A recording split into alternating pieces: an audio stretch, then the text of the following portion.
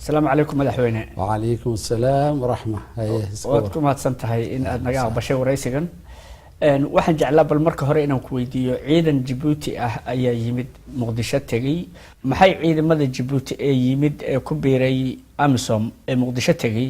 ay ku soo kordhin karaan xaaladda? بسم الله الرحمن الرحيم. يوسف أنه يعني بريهم أرنكاس وهذا السعودية بوها ضرب يعني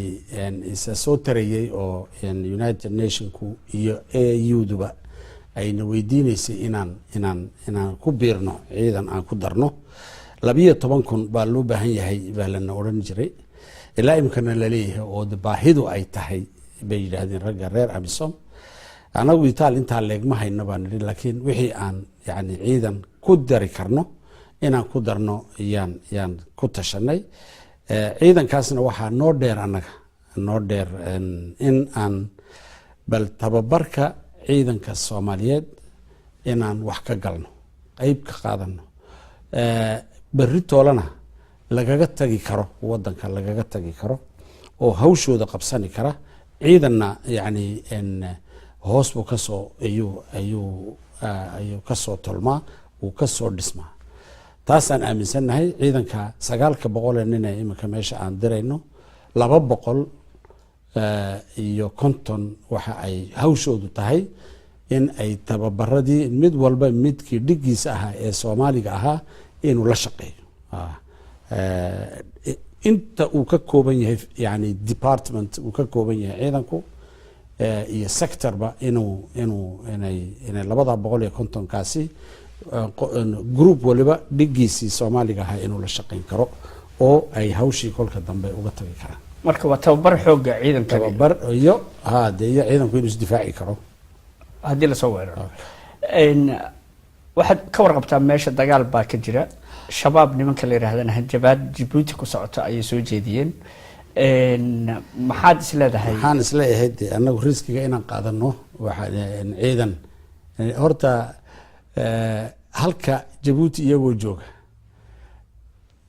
wadku uu imanaya kuma deynayo askarina shaqadiis waxa weeye inuu dhinto weey kolka hanjabaad loo hanjabay iyo rasaas lagu iyo waxa soo dhan waxa weeyaan yani waxa uu ciidanka u galay askarigu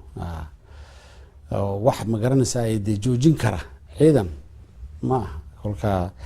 waan garanaynaa dhibaatada meesha taala waajibkeenuna wuxuu yahay inaan hadii shirar aan soo qabanay hadii Soomaali inaan isku keenno aan doonay hadii aan ilaa imka ku jirno nabadgelyadeedana in aan wax ka tarno ciidankiisa inaan wax u barno kuwa nabadda diidan ee nala dagaalamayana waan iska dhicinaynaa dib martaas bari dhaweyd waxaad fariisateen magaalada Addis Ababa haddaad tihiin madaxda gobolka waxaana go'aan ku gaarteen in dalalka derisku ay soo galaan oo ciidamadooda ay soo galaan siyaabo kala duwan baa ku soo galeen maxaa keenay xasaasiyadii awal jiri jirtay ee ahayd wadamada derisku inaanay galin in aad ka talaabsateen waxa bedelay waxa weeyaan qayladii aan diraynay iyo cabsi kale oo yani dadka Kenya u timidayna meesha way timiday ta kalena dawladda Soomaaliyeedna waxay arkaysaa in ay yani wax loo tari lahaa oo kol hadii caasimadii imika ay ku soo dhow yihiin inay la nabadeeyo goboladii kalena in ma garanaysaa dadkii la sugayay ee dibadda wadanada shisheeyaha kale ee Afrikaanka ka imanayna ay imani waayeen waxay noqotay in la yiraahdo inaan anagu jirnagu yaalo weeyaan dadka kalena waan ka dhownahay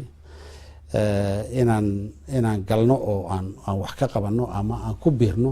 kuwa doonaya in ay Soomaalidu 20 sanadood weeyaan waxa sida lagu jiraaye way ka sii jeesteen oo iyagu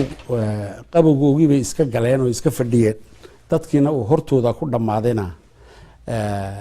waxde nagu qoran weeyaan oo hadhow toona anagu haddaan Djibouti nahay nagu qoran weeyaan oo taariikhdana noo galaya waxa yani